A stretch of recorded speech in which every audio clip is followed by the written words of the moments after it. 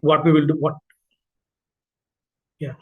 Today, this is the topic what we'll see. I'll give my introduction. I'll give the introduction to GLPs, and then how the GLP analogs works, and the mechanisms, and then on the manufacturing of GLPs, and then conclusion, and then followed by question and answer.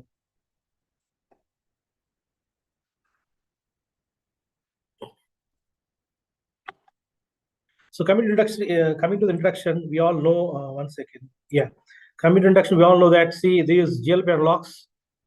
You all wondering why I'm presenting today GLP analogs. GLP analogs basically is like a boon to the pharmaceutical industry, if you ask me. And these are they are there in the market proposed to start from 1990s, and now it is more than 35 years, and we have only 3 to 4 drugs are there. I want to give the introduction about how they started. So we all know that for diabetes treatment, we have a first generation sulfonylurea. Basically, what we use glucopride, tolumide, and tolbutamide is dexamide. And for all these sulfonylureas, we have generic players are available. And if you see the dosage starts from 100 mg to close to 1 gram, and the cost is pretty low. And from when compared to first generation to second generation, why we went to second generation? Basically, the dosage form. The dosage you see 0.5 mg to 2.5 mg to 10 mg, and what you see is basically glycopyrrolide and glycosides. And the problem with these sulfonylureas is the prolonged usage. The patients or the people they tend to increase their weight by 3 to 5 kgs. And you have if you are taking higher doses, your chances you will get hypoglycemia, and you will feel with people will suffer with B12 deficiency, and some of the patients noted as lactic acidosis also. And that is the reason they went to next generation. That's called biguanidase metformin. Everybody uses. You see the dosage form. It's 500 mg to 2.5 grams. And next generation is thiazolidinediones, and the rosiglutazones and polyglutathones. Even the dosage is close to 4 to 45 mg, but you see the most patients they feel edema and then weight gain.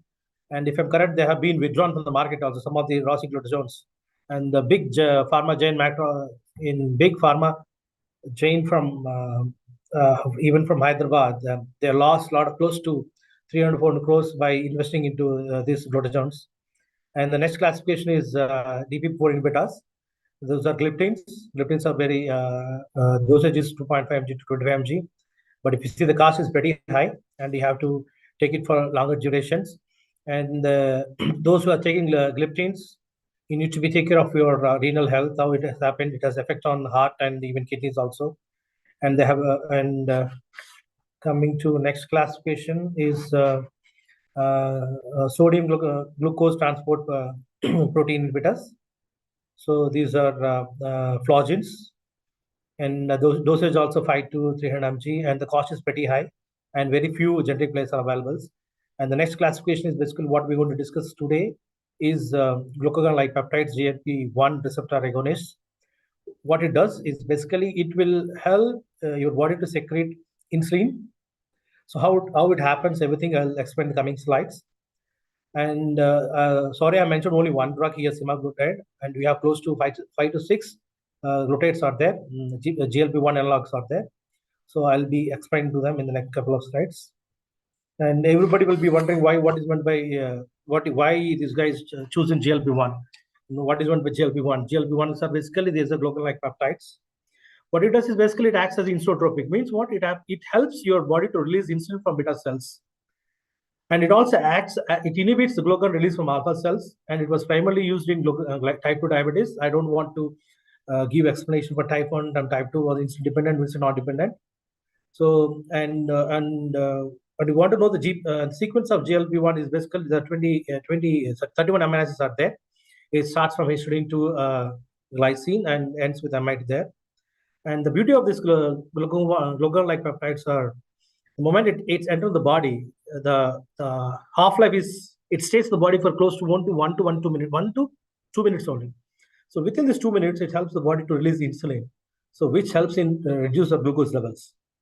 And if you see these GLP-1 analogs, the sales are around $12.7 billion in 2020.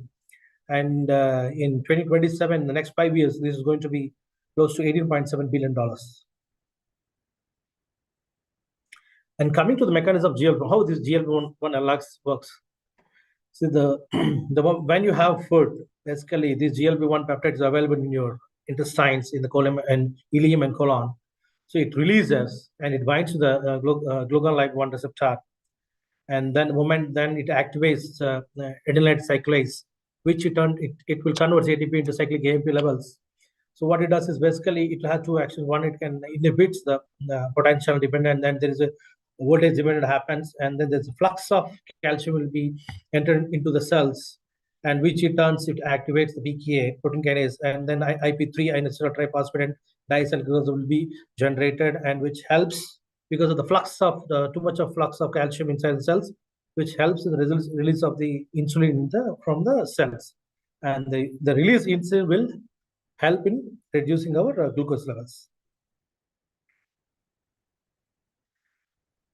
Not only that release of the insulin, the GLP-1 analogs has variety of actions in other parts also. It has an effect on the brain and even the heart and the liver also. What it is basically in the brain, it's decreased appetite. That means what? If you're taking this GLP-1 analogs, you don't feel hungry. So what happens? The urine intake will be reduced. So in turn, your HB1A1C levels will be moderate, and your diabetes will come down, and it will help in decrease stroke. It has effect on your depression also. And coming to the heart, it will decrease your hypertension, and it will give a very good effects on the liver also. And this is the sequence of glucagon-like peptides. I'll be in the next couple of next 10-15 minutes. I'll be discussing more on this structure only. So this is a similar mechanism what I mentioned here, and this DP4 was cleaved by GLP-1 log 1 cleaved by DP4 enzyme, diphosphodipeptidyl 4 enzyme. What it is basically, it acts on the alanine here. So if you see histidine alanine next part here, and then it cleaves from it's released from our body. And the final effect of the pancreas is increased glucagon secretion, decreased glucagon secretion, and increase the insulin sensitivity, and helps in the insulin biosynthesis. And you all wondering how it started and where it has started, this GLP-1 analogs. So can we call this GLP-1 analogs agonists as silver bullets for diabetes treatment? Yes. This all started in 1990s. Mr. Professor Ducker, what they've done is they're analyzing this Gila monster, how it is surviving in the hot condition. So it stays in the hot condition without having food and without any having food for close to 3-4 months in the hot summer, and they start analyzing why it does. What is the beauty of this Gila monster? And they found out is basically when they found out there is a hormone which is present in the saliva of this Gila monster. And when they analyzed this hormone and then isolated it, and they want to synthesize in the lab and this Gila monster gene sequence, they couldn't do it. Then they isolated the saliva, and they found that saliva is having a hormone called exenatine 4. This is having structural similarity with GLP-1. So what it does is basically it will, as like not like a GLP-1, it will not break the GLP-1 analog into small for short half-life. It stays in the body for more than 3 to 4 hours. So that helps for these Gila monsters to stay in these extreme conditions without having food. And that is the starting point for the researchers to find what is this structure sequence, why it is saying, and from there it all started. They bought the sequence, and then they synthesized in the lab, and then they checked the activity. They found to be anti-diabetic. So this the work was done by Dr. John Engett, and was patented. This work is a biochemist from Ontario University, and he called it, is named as exitronide. And this work was done collaboratively with AstraZeneca, and later AstraZeneca took this product and then launched it in 2005. It took close to 15 years to launch it. So it took a lot of time to understand and then analyze the background study of this GLP-1 law. So from 2005 to 2010, it took close to 5 years to launch the next drug, the liraglutide, we'll be discussing in the next, and it is having a half-life of close to 12 hours. And then same AstraZeneca has changed the formulation of this exenatide, and then they made this into as a microspheres, and then they relaunched it in 2012. And then coming to advanced and then later stages, and there's derivatives of GLP-1 analogs as named as albiglutide. Means what the GLP-1 analogs will be, they bound to the albumin. That's called albiglutide, and it stays for the body close to 120 hours. So that means if you take this albiglutide for one injection, it stays in the body for close to 5 hours. It means 5 days. My bad. It's 5 days. And then next generation, this is from dulaglutide. They call it is from close to 90 hours. This is done from CHO cells. This is from CHO cells. And then lexitinide. This is from Sanofi. It stays 3 to 4 hours. And then the recent blockbuster drug is semaglutide. We will be discussing about semaglutide also coming next slide. This is taken as for in once in 3 days. We take one shot, 7 mg to 14 mg, 1.2 mg per dose, and it's in having getting protection for antidiabetic for next 160 hours.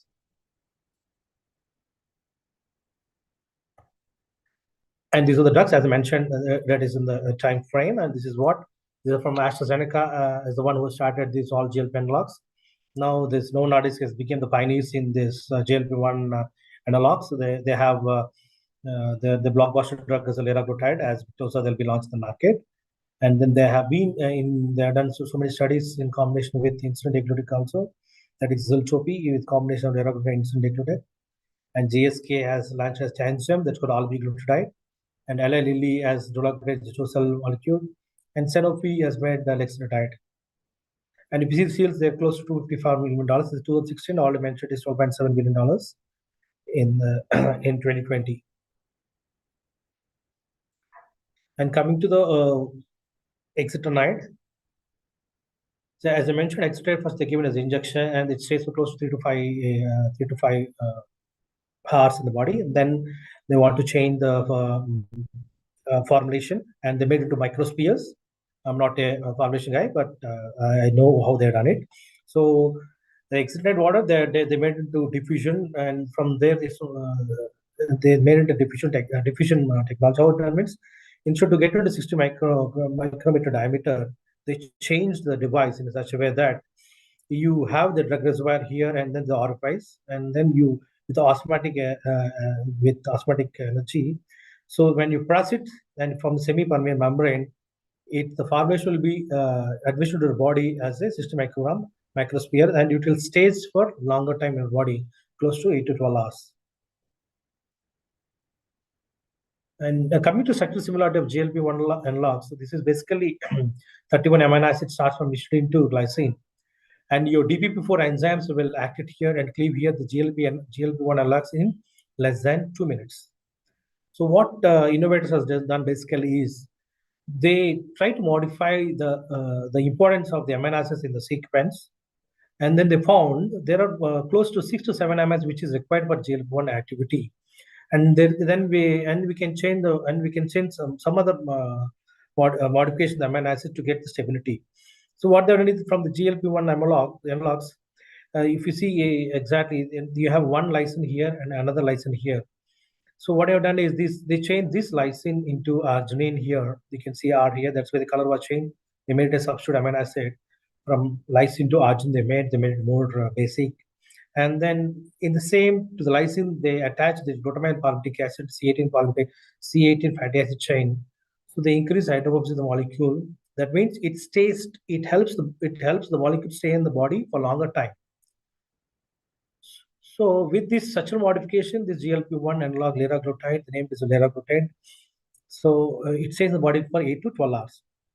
Similarly, next generation after 10 years, what they done basically, they found out that the DP4 still it acts on the DP4 enzyme acts on this sequence, and it helps for clearance. So what they've done is basically the next amino acid is alanine. They change it into ABN. This means alanine is with the methyl in amino acid. Methyl is their side chain. They put one more methyl. So in which when they added extra methyl in the alanine, they became ABN.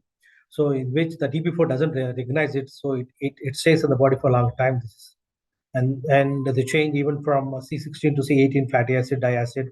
It's called ODA. They call it octaline diacid. It's called ODA. C18 fatty acid chain. This stays in the body for close to 5 days. And the next generation, what they made is basically they made a dimer of this sequence of liraglutide, and they coupled with albumin.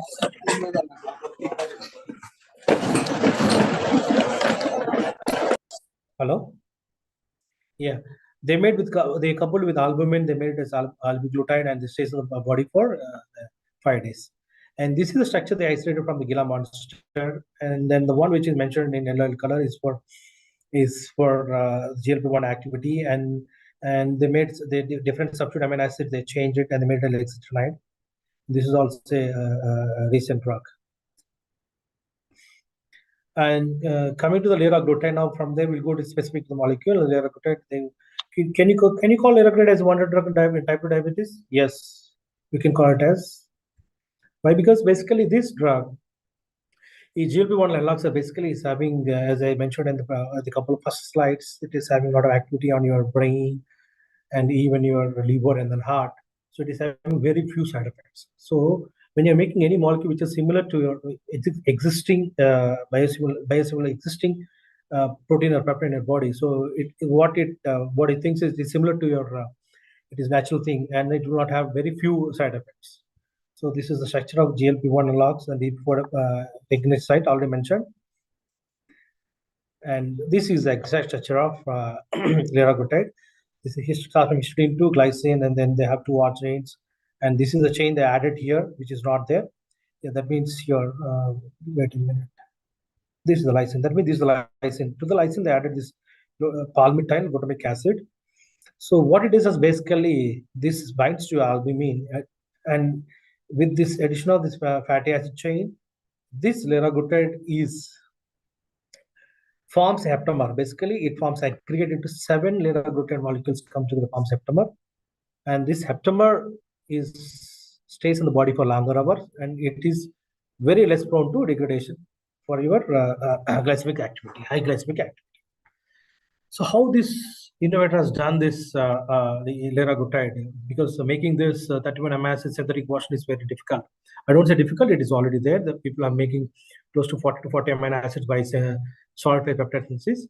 But how innovator has done this is innovator has done by recombinant rDNA technology. They call it basically. So what is meant by rDNA technology? Basically, this is an example for human growth hormone. How they made it. So assume that your body is generating growth hormone inside the cell. So you know the sequence of growth hormone, how you want to sequence of the growth hormone. That means your peptide sequence, you know it, and then corresponding codons and base pairs in like ATGC. So you will find out what is the amino acids response, what is the sequence response for making this peptide sequence. That will be close to 200 300 base pairs will made it. And you take your bacterial cell, it could be even yeast also. Now the big like CHO cells also. So this is a bacterial cell. You remove your bacterial chromosome and then insert your protein of interest, how you have to make it, and then stitch together. And they can ask your bacterial cell to produce your desired product.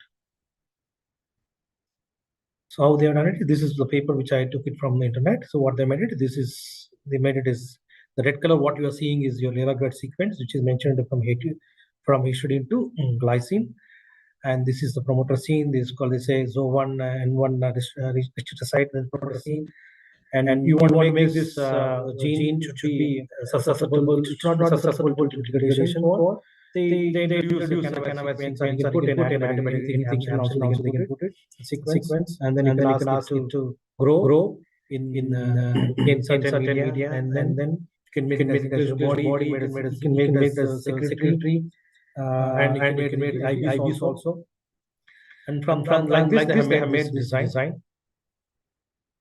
And coming to once you have made the gene and you want to make it to market. How you made it? That's called from gene to GMP. This is a typical fermentation-based products process flow. So once you have made the clone in how we have shown in the previous slide, so that's started when you isolate it is called the research cell bank.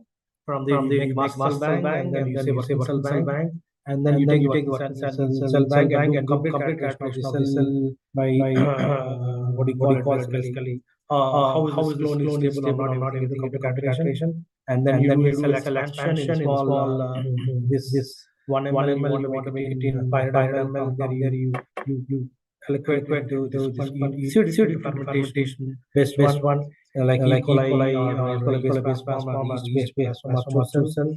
Then you harvest the cells. If you want to make a secretary, you harvest it and then centrifuge it. Take the soup and then discard the pellet and the product is in the soup, and then you go for concentrations. You go by concentration and then purification. And if it is inside the cell, and then break the cells by lysis machine, and then take and centrifuge it. Take the soup and by using centrifugation. And most of the small peptides, this 20, 30 amino acids are not, they're very prone to cleavage by some protein enzymes available in the protease process. What they do basically, they add some kind of nucleotide tag or IgG tag or some other tags so that it will be stable for processing it. Then you once you get the sequence and do enzyme digestion, remove the unnecessary part and take it, and then go for precipitation. And precipitation is lysotype precipitation to get your desired compound out of all the enzyme. Sorry to interfere. Yes, Your voice is getting echo. See, I'm good because somebody else also might be might have kept its mic on. I request everybody to switch off the mic so that it will be clear. Am I better now? Sir, you are open any YouTube or anything otherwise? No. Nothing is, sir. I'm staying in a very pleasant room in a conference. It was 2 times. We are getting echo in your voice, sir. The point is someone might have kept mute on, means the mic on, so that video, their audio is on, and then the system is on. So I request everybody to put on mute so that it is easy. Everyone except me.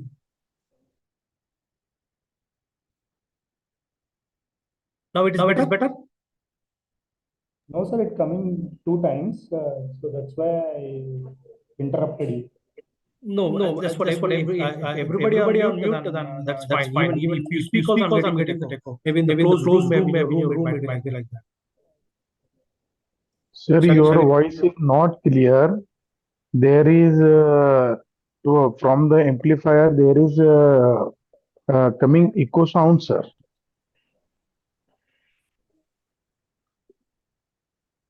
Everyone is mute, sir. How is it better now? Pardon, sir? Is it good now? Yeah, now it is okay. That's fine. Yes, sir. Yeah, fine. So, sorry then, yeah. So that means you have to design your clone in such a way that you want to be in a secretary, or you want to make it as an IB, or you want to make it as a periplasm. So that all you design in such a way that it will be useful for your further processing. Means you want to use declinate purification, or you want to do some other affinity chromatography, or you want to do is ion exchange specific one you want to do is, so that like that we will design the molecules, and then do a couple of steps. You do reverse phase purification, and then this is a typical Leraglutide process where we include that from Leraglutide precursor, we want to add that formaldehyde glutamic acid. What we do is we do a chemical semi-synthetic process, means we do a chemical conversion from Leraglutide precursor to Leraglutide. That means, as already I mentioned, that palmityl glutamic acid will be coupled to the GLP-1 sequence. So that's what they do as well as hydrolysis, and then precipitation, and followed by reverse phase chromatography, and then you freeze dried it. So sorry, I have not mentioned the QTPP of Leraglutide basically. So I forgot to mention a slide in this for this GLP-1 and LOX. See this for these products that analytical plays a very critical role for in each and every step. Basically, once you make this final product out, then it has to be completely characterized by HPLC, LCMS, HRMS, even CD, and then even SECMALS, and even what is aggregate content, and it should be free from endotoxin. A lot of analytical things will be involved in this, making this product out. So maybe that can be taken, even that analysis of this structural characterization of these GLP-1 locks itself can be considered as a one seminar. So how this the liraglutide, how they when they manufacture the liraglutide, how they market it as Victoza. They launched it as Victoza and then Saxenda. And you'll be wondering why their two names have been given to the same product as Victoza and Saxenda.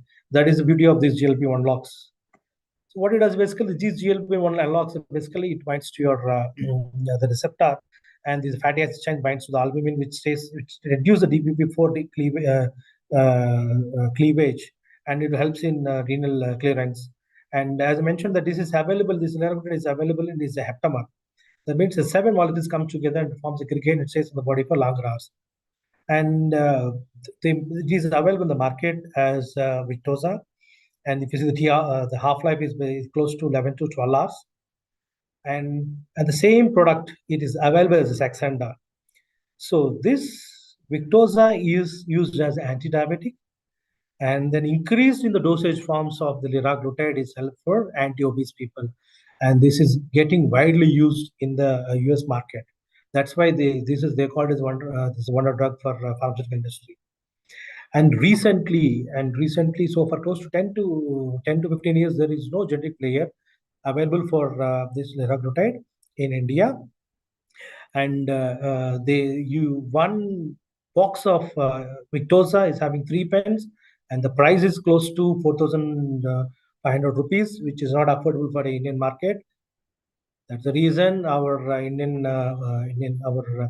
company, pharmaceutical company, Glenmark, has recently launched. I could say it's last week they launched it as a Lirafit, as a generic drug, and they're offering it for only for 1.2 mg. They're offering for 100 rupees, which is affordable for Indian market.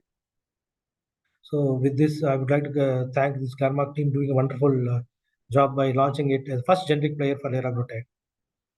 And so many other players also, they want to do it in synthetic versions also. And synthetic versions of liraglutides are there also is there by very players also. They're working on these synthetic versions. But Innovator has done it in recombinant way, and even the Glenmark also done by in the recombinant technology. And coming to the next drug is called albiglutide. So albiglutide is basically your liraglutide is bound to your albumin. So what it also, it stays in the bodies for more than 5 days and labeled as Tanzim, and available in 30 mg and 50 mg injections. And what it does is basically that DP4 enzyme cannot be cleared on this one. That fits in the body for 5 days. And the next is dulaglutide. It's just like a fusion couple, fusion one. These are done by CHO cells. So they made it as dulaglutide injection. It stays for 1 to 3 days, basically. This is FC region. This is your GLP-1 analogs, and this is what bound to the receptor.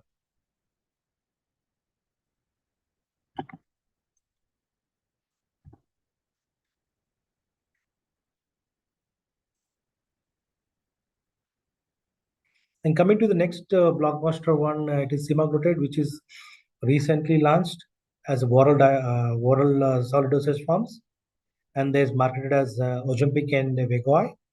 So Ozempic, this is a sequence of semaglutide. Ozempic is less dosage form, and Wegovy is high dosage. So this is what I've been mentioning in the previous slides, saying that this is alanine. When they put an extra methyl here, this was became unnatural one, and which the DP4 enzyme cannot detect here, and then it will stay for a longer while. And moreover, and then they add extra fatty acid chain here, C18 chain, so that this increase the bioavailability. So as I mentioned, it is available in the body. When you take it's a once in a week injection. You take it for 1 week, once, and this semaglutide stays in the body for 5 days. And the same concept, you increase the dosage of this Wegovy, then it helps as a anti-obese. And 2017, they launched it as anti-diabetic one, and 2021, they launched it for anti-obese. So as our topic says, a recent advantage in the pharmaceutical industry, how they made it, the same formulation, same API was using for different therapeutic action, one for diabetic and one for obese. So now they change the formulation. So what they have done is they change the same semaglutide structure in combination with 2-hydroxybenzoylaminocaprolate, SNAC they call it. In short form, salcaprosate sodium. So what it does, it enhances the delivery of liraglutide in the gastrointestinal part. So how it does is basically, this is an acidic compound, so it has a gibran basically. What it does is basically, this SNAC neutralizes the pH of the gastric fluid here, which in turn helps this liraglutide to pass through the epithelial cells and get absorbed into systemic circulation. So you might be wondering, generally these peptides are not stable at testing pH. How they made it? This is how they made it. See, this is the 7 mg or 14 mg. When you take orally, only 1% is only bioavailable in the systemic circulation. That means rest of them is getting hydrolyzed in the peptide layer. So only if you take 7 mg, means 0.7 mg is getting absorbed in the body. That 0.7 mg helps to get your anti-diabetic property.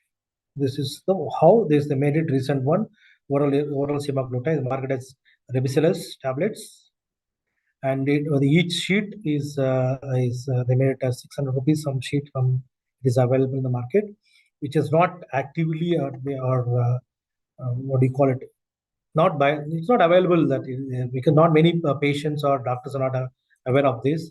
But one beauty of this semaglutide is, but it is heavily circulated in the black market. I'll let you know in this.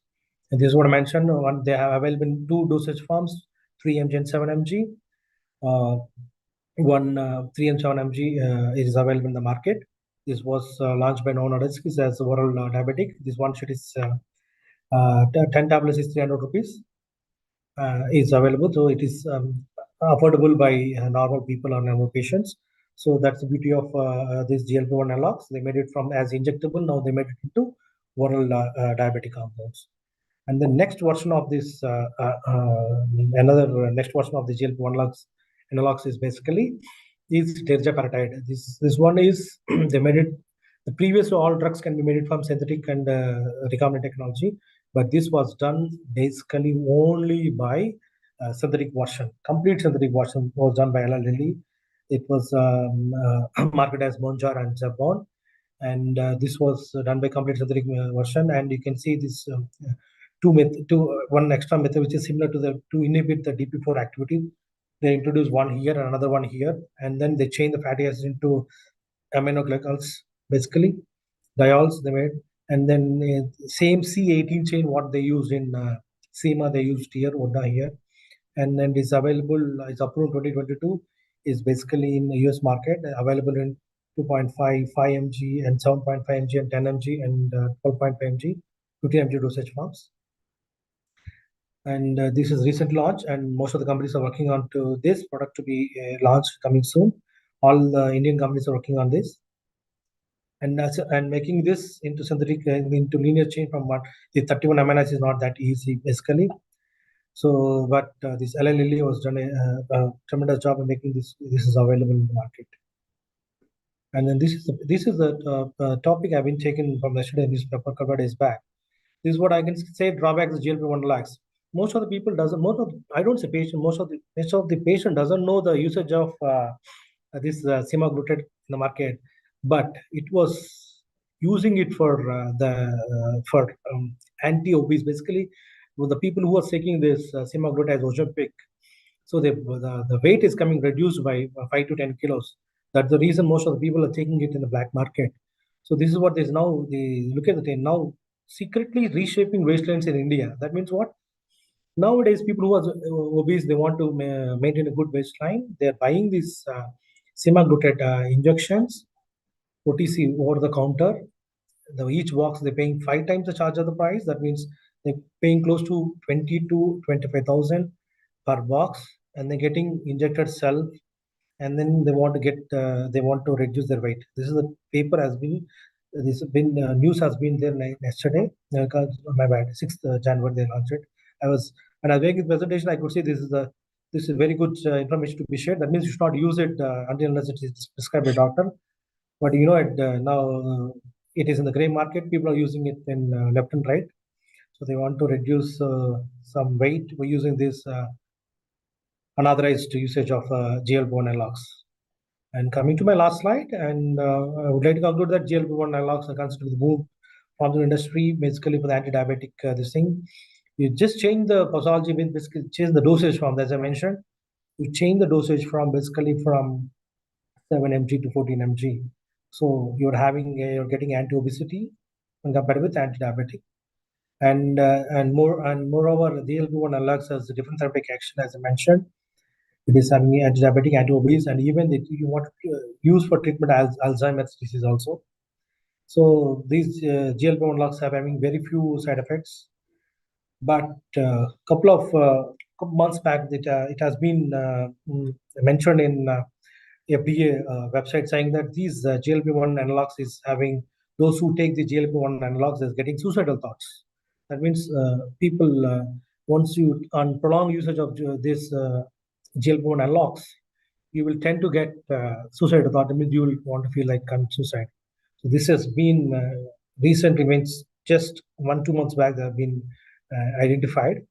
So they want to this FDA want to do a few more phase 4 studies and then to confirm once again. And apart from this, those who use this GLP-1 analogs, they'll tend to get alopecia. That means there is some of the patients they found hair loss also. And like Glenmark has recently launched a generic version.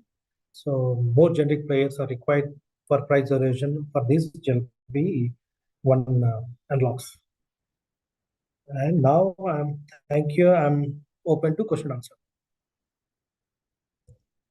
I hope I finished on time. Thank you, sir. Thank you very much. It's very nice presentation which you have given in 40 minutes of time. So it's open for question and answers. So anyone have questions, doubts? So you can ask. Feel free to ask to Chaitanya sir.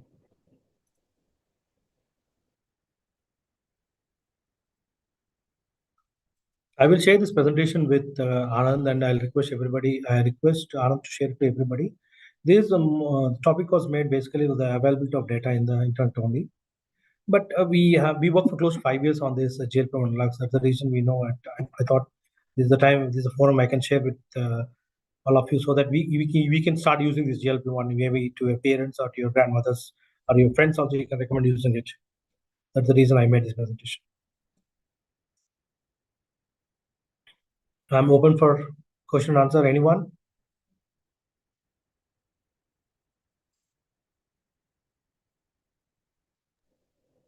Yeah, you can ask the question and answers. Anyone, please.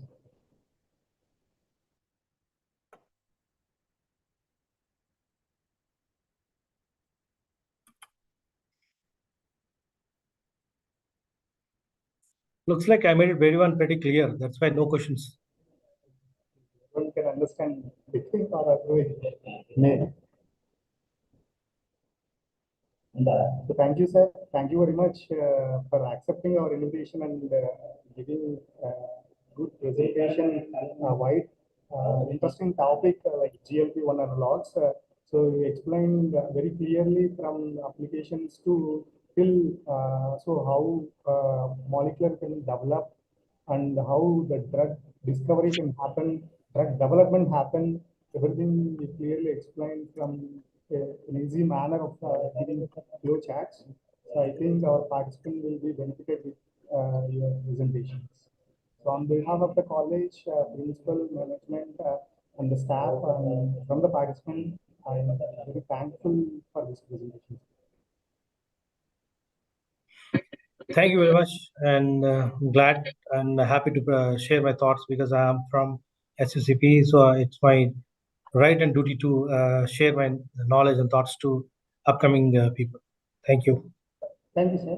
So I have shared a feedback link in the group, so everyone can fill it. So thank you very much.